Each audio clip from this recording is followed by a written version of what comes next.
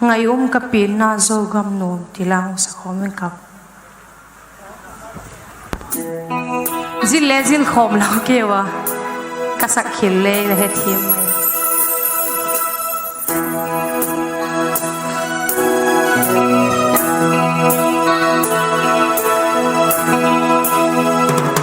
Ngaium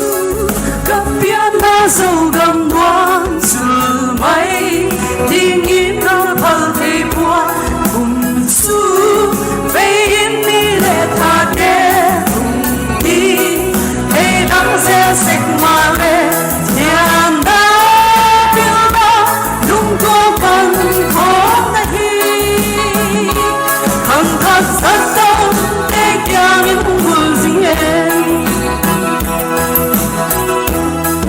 trong đó khi toàn cơ tình vì mấy cái đêm đeo khi toàn phố là san xuống xóa mà lòng lòng toàn ta ngó bi lệ phù thế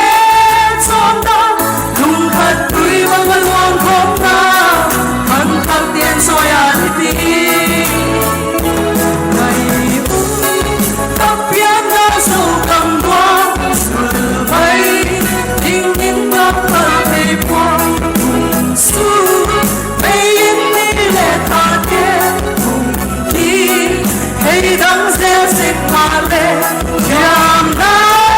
phiêu đó đúng có bằng không ta đi khăng khát rất sâu để kia những mùa sinh hẹn